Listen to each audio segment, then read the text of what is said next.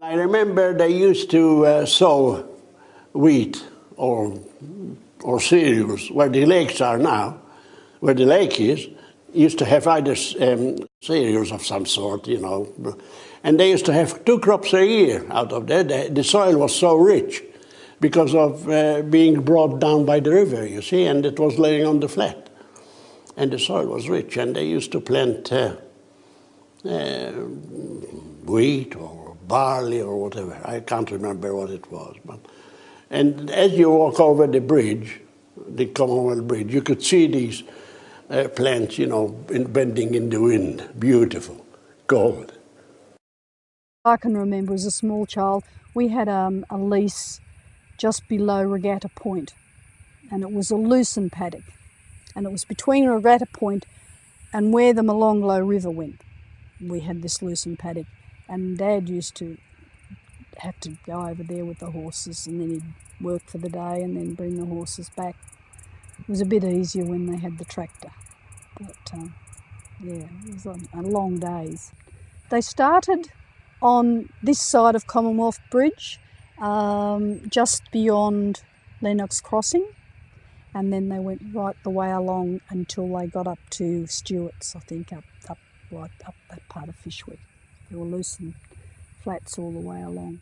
The strongest memory I've got is of the bales of hay. Once they'd been harvested and baled up, they were just all over both sides of Commonwealth Avenue Bridge. And, you know, it was farmland. It was just like it had always been since the white people got here. On the Acton flats, almost under the old Commonwealth Bridge, there were several haystacks, and they belonged to Mrs. Llewellyn, who used to cut grass and so forth for her horses. They were lovely haystacks, but we started to climb up them and not pull them down, but we lost a few bales over the side. And we used to jump on a bit of a bale that was jutting out, but I missed it one time and fell down and broke my arm. The boys at the time thought it was a bit of a joke, and one chappie suggested that his uncle just had a broken arm in the war, and all they did was push it back. So they tried to push it back, but it hurt. Anyway, I ended up going home, and my mother was upset. My father wasn't amused at all because I was covered in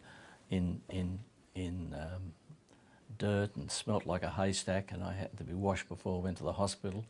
And the worst part about it all was when the arm was due to be, the plaster was due to be taken off. They had sticky plaster, and they ripped it off, and all the hairs came out. That was the worst part of the whole show.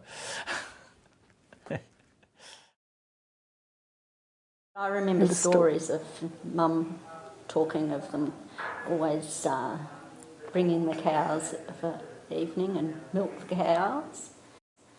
I think they only had, I don't know, two or three. Yeah, one was Blob. I know she spoke of one named Blob. And and then I don't know where they grazed, I suppose. I think they were allowed to go anywhere. Yeah. No, they weren't in a pen or anything. No. They just roamed and then came in for milking. Yeah. My mother used to do the milking, and our job was, if they had a calf, was to go and round up the calves overnight and put them in the yard to keep away from the cows, so they have plenty of milk in the morning. and so that was be quite hard to round him up at times. You'd chase the calf all the way across the paddock and almost get down the gate, and then it'd break away and race across the paddock again and have to chase it again. One story I remember my dad telling me about drinking. It must have been when Canberra was a wet town then, and he and his 3 brothers walked from Acton across to the Hotel Civic on a regular basis, and one evening they'd done this and they were walking home, and it was pitch black, of course, because there was no street lighting, and one of the brothers, Dick, fell over a cow on the way.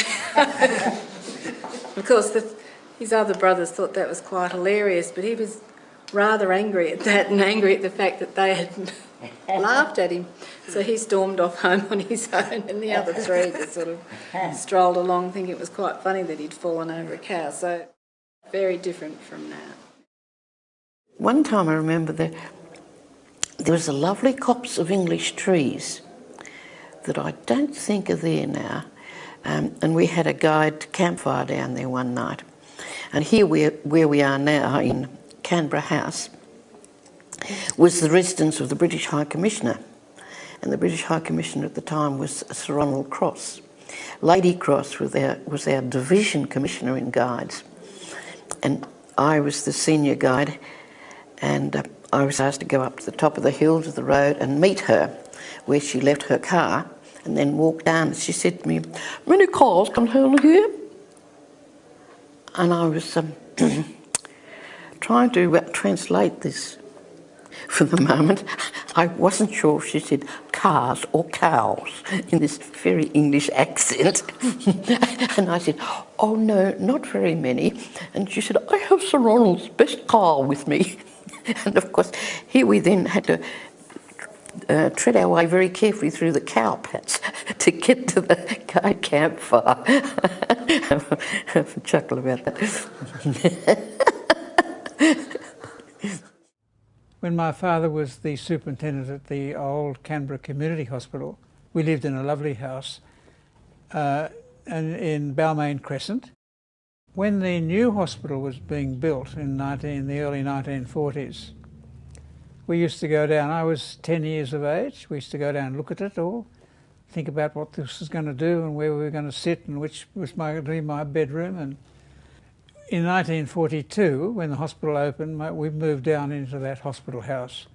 We had cows, 3 cows, and a number of horses that varied a little bit, the number of horses depending on how keen my sisters were. And they lived on the flat, which is now, of course, under the lake, but it was called the hockey field, and it was a very big flat area. I used to had to go down as a small boy and get the calf in, so the cow would be ready for milking the next morning. And actually, when the milking was going on, we often met and said hello to Bert Gardner, who was a really classic man in the district. He lived in the little row of cottages, which was just opposite our place. And he worked in the Trades and Labour Hall, which was also just opposite our house on the main road. My grandparents, Bert Gardner and Ellen Gardner was grandma, Ellen Gardner, lived in 15 Acton cottages, the last one in the line or the first one in the line, whichever way you approach it. I would stay weekends with the grandparents, walk with the old grandfather down and he'd milk the cows. He had 2 milking cows down on the Acton, what you call the Acton Flat. There was a cow bale just down underneath the now residence that's still there, the old residence of the superintendent later on, Dr. Knott, who was the superintendent. There was a cow bale down the bottom of that hill, and he'd walk down of an afternoon to milk the cows with a big bucket over his arm, enamel, big white enamel bucket. He'd walk down and he'd go on top of the hill, he'd go, "Come on, come on, come on," and the old cows would walk across the paddock into the bale. And he'd feed them, leg rope them, of course, so they couldn't kick the bale over. And that was part of the afternoon's ritual. And Bert would come past and say, "Good day, young man, and how's your dad, and how are the cows?" And I said, "Oh, they're okay, Bert." And Bert would then go down down the hill, another 100 metres, to where the large stone is situated. This is a very large limestone outcrop, quite big. And the lower part of it, as it comes up out of the ground, is a big hole, a sort of cave in the rock. And Bert used to keep his cow food there, and there was a cow bale too, and that was the backing of Bert's milking experience. And he milked a couple of cows. There were altogether around about 5 cows living on the hockey fields. Sometimes it was important to go down in the mornings and make sure the cows and the horses and the calves weren't on the hockey field, because this used to rather irritate the hockey girls. It seemed a nuisance when we first went to the new hospital building that they had to buy. Here we were sitting exactly on a great big open land. Why don't we grow vegetables?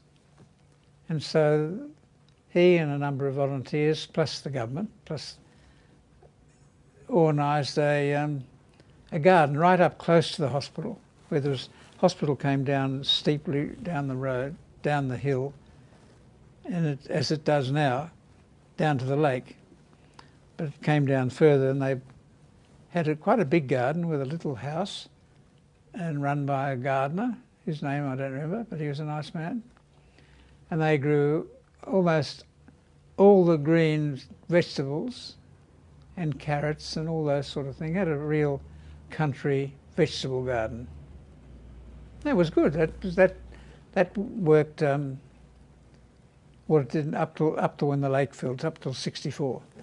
In the early days too, when I was a small child, the hospital had its own vegetable garden, and I think, you know, young people at various times, boys, used to get in there and get off with apples and fruit, and I'm sure you've heard from others that they got up to no good. At the end of actually the hospital was the isolation, if you had any infectious diseases, and just down behind that they had all these beautiful gardens. All of them, they grew all their own vegetables, tomatoes, lettuce, cucumbers, everything. They had an orchard, apples, you know, apples and pears, peaches, nectarines, all those sort of things. Just the most beautiful vegetable garden. It was all highly fenced off, but my brothers, you know, were renowned for, you know, pinching a few pieces of fruit. But the boys went down there and they would get over the fence. One would help the other over the fence and pinch a watermelon or some fruits that were in season and bring it back home. And I'm afraid poor old mum, she just didn't ask any questions. I suppose she didn't want to really know, so the boys would just come home and say something. I don't know what they told her. Yeah, Dr. Knott, his house was in the area, just up from the cottages, but we used to know him quite well, and he had a good vegetable garden, and mainly, one of the things he grew was watermelons, which we liberated at times, you know, when they were ready. He never caught us.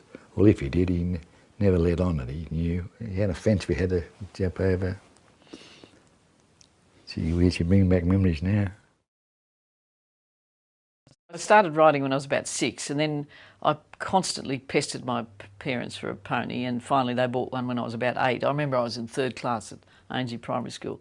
So to start with, we adjusted her at the Acton flats.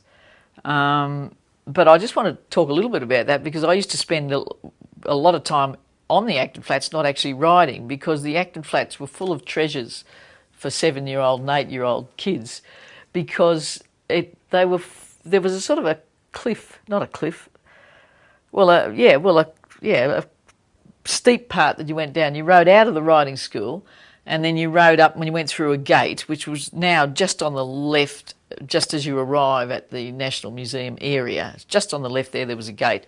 You pushed your way through the gate on your horse, and then there was a track that led steeply downhill. Now that steep hill was full of rocks and rabbit holes and bones, kangaroo bones, wombat skulls, rabbit skulls. And as kids, we had the great, and was, because there were so many rocks, there were all these little caves and little interesting places to play. So we would actually go down there and often not do much riding at all, but spend the entire time sort of scrambling around the rocks and hiding and digging up these fossils and pretending we were digging up, you know, human skulls and all that sort of thing.